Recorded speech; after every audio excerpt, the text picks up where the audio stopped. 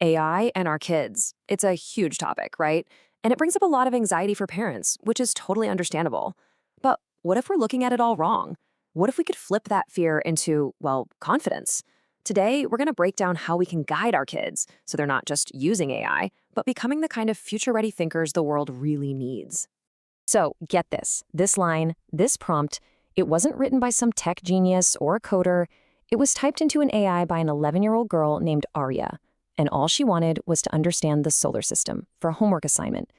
It's just a perfect little window into a totally different and honestly way more creative way of looking at this tech. And this slide, it just lays it all out, doesn't it? On one side, you've got Arya's dad. He's a tech guy, so he sees AI and thinks about system security, accuracy, data privacy. But Arya, she saw a partner, a storyteller. She's asking, hey, why isn't Pluto a planet anymore? It's the exact same tool, but they have completely different mindsets, which just proves it's not about the technology itself, it's about how we use it. And that brings us right to the heart of the problem for every parent today. We know that just banning AI is impossible. It's like trying to ban the internet. It just doesn't work. But, on the other hand, just letting your kid run wild with a tool this powerful feels really, really risky, especially when their critical thinking skills are still being built. So yeah, what are we supposed to do?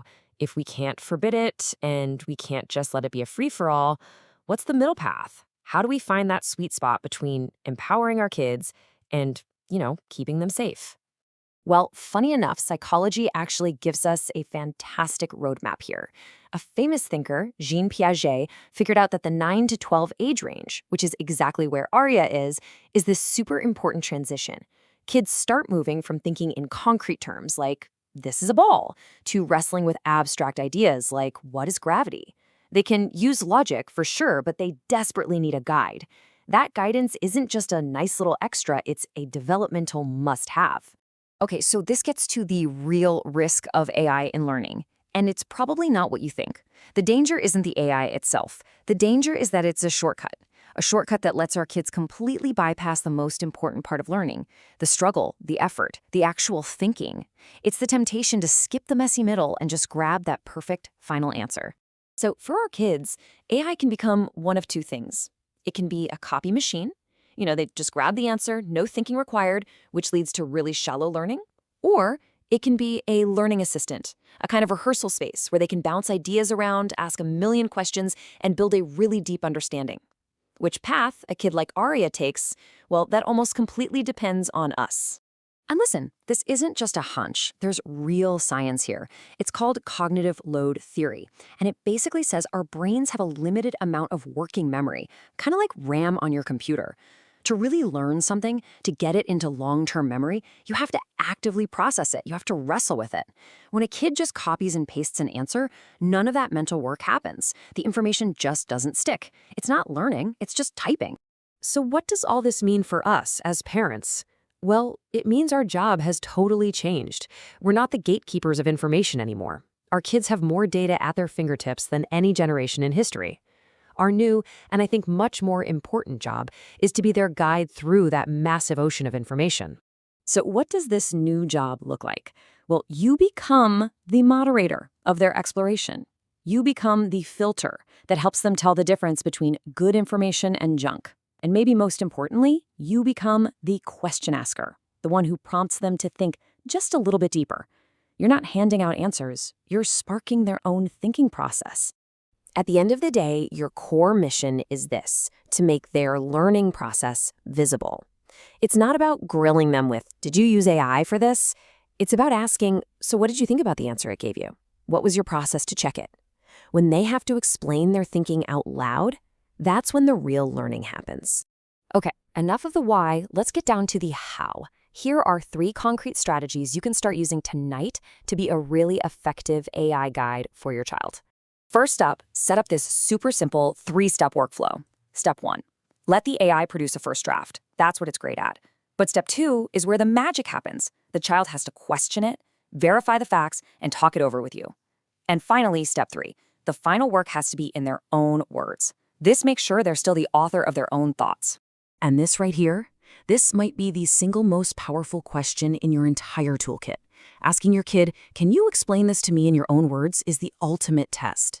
If they can, Awesome, they've learned it. If they stumble and can't, it's a huge red flag that the AI did the thinking for them. And that's your cue to go back and really dig into the material together. And here's a critical lesson every kid has to learn. AI is not always right. In fact, it can be confidently wrong. Research from top-tier places like Stanford and MIT shows that these models can hallucinate, which is a fancy way of saying they just make stuff up and present it as fact. Teaching your kid to be a little skeptical and to fact-check is maybe even more important than teaching them how to write a good prompt. So, why does all this matter so much? Because this isn't just about finishing a homework assignment on the solar system. This is about preparing our children for a future where the most valuable skills are the ones that are uniquely human. Take a look at this. When big organizations like the World Economic Forum talk about the top skills needed for the future, what's on the list? Analytical thinking, creative thinking, and complex problem solving. These aren't skills that get replaced by AI. They are skills that get supercharged by AI, but only if we're teaching our kids to use it as a tool for thought. This approach we're talking about, it directly builds these exact skills. Think about it. In a world of instant answers, just being able to find information isn't a special skill anymore. The real value has shifted. The future belongs to the people who can critically process information, who can interpret it, and who can build something new and creative with it. And at one point, young Arya turned to her father and asked a question that just gets right to the very heart of all of this. It's a question that I'm sure echoes the private fears of a lot of kids today. She asked, "Dad, is AI smarter than me?" Her dad's answer was so simple, but so profound. He said, "AI can be fast, but you can think." That's it. That's the difference. Speed isn't the same as intelligence, and running calculations is not the same as being conscious. And that really brings us to our ultimate goal here. We're not in a race to raise kids who can outcalculate a machine. We're trying to raise kids who are more conscious than a machine. Kids who can ask why, who can tell right from wrong, and who can create real meaning from a sea of data. In the end, as our world gets more and more complex, and it's filled with all this incredibly smart technology, it's worth remembering this one simple thing. Our guidance, our wisdom, our love, parenthood is still the most powerful algorithm of all.